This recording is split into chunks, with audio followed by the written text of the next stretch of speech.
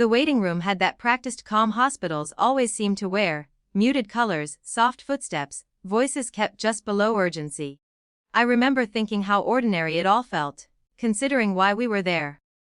My daughter's hand was warm in mine, small fingers wrapped tighter than usual. She hadn't complained much, just said her stomach hurt earlier that morning. Nothing dramatic. Nothing that suggested anything more than a precaution. My mother sat across from us, composed, flipping through an old magazine she clearly wasn't reading. She'd insisted on coming.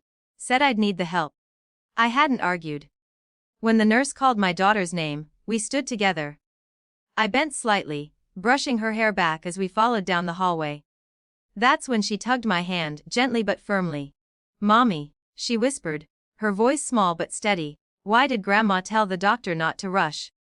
I stopped walking. It wasn't a dramatic stop, no sudden movement. Just stillness. I looked down at her, searching her face for confusion, imagination. Anything that would make the sentence less real. But she just looked back at me, waiting. Like she'd asked something simple. "Sweetheart," I said carefully. "What do you mean?" "She said it when you were in the bathroom," my daughter replied. She told him it's probably nothing and not to hurry. Something inside me shifted, not panic, not yet. Something quieter. A misalignment. I nodded slowly, like I understood. Like this was something I could file away for later. "Okay," I said. "Let's just go see the doctor first." The exam room felt colder than the hallway.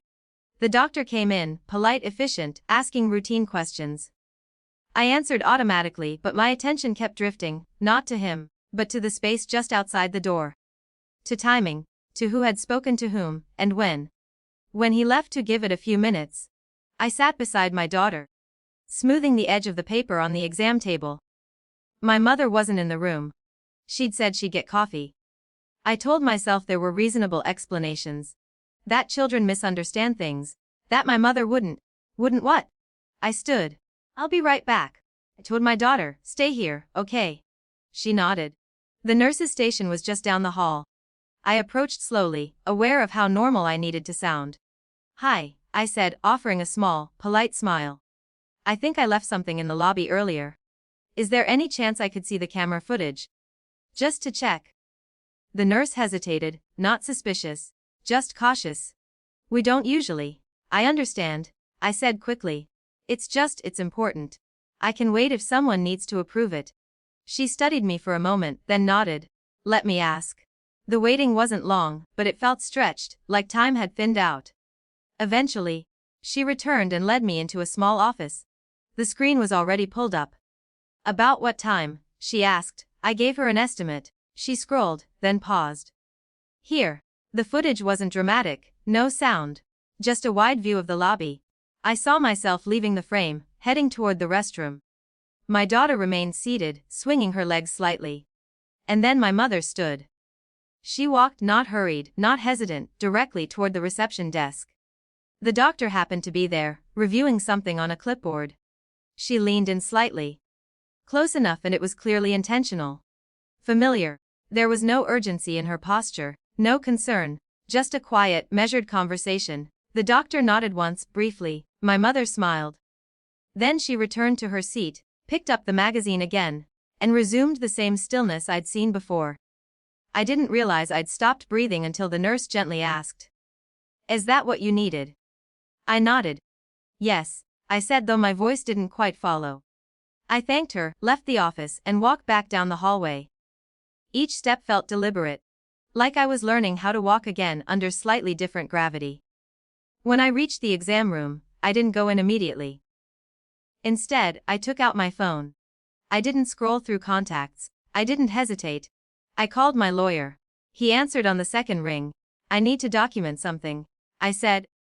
My voice low but steady. "And I need to understand what my options are regarding medical decision interference." There was a pause on his end, not confusion, but attention sharpening. "Start from the beginning," he said. I did. Not emotionally, not all at once, just the facts. When I hung up, I stayed where I was for a moment longer. Then I went back inside. My daughter looked up at me. "Mummy." I smiled, softer this time. "Real, I'm here," I said. Later, things moved differently. The doctor returned with a more focused urgency. Tests were ordered sooner than expected. Language shifted from probably nothing to we want to be certain. I didn't question it, I observed it. My mother came back eventually, coffee in hand, her expression unchanged. Everything okay? She asked. I looked at her, not searching, not accusing. Just seeing, I said. It will be. She nodded, satisfied with that answer.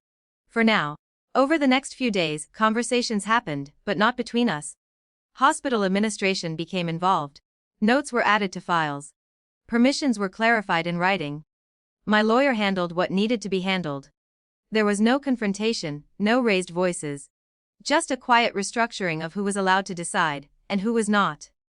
My mother called once, asking casual how things were progressing. I answered politely. Briefly. I didn't mention the footage.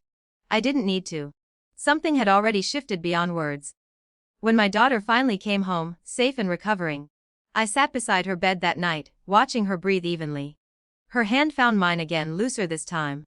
Trusting, I held it carefully, not tightly, just enough. Across the room, my phone rested on the nightstand, silent, but no longer neutral.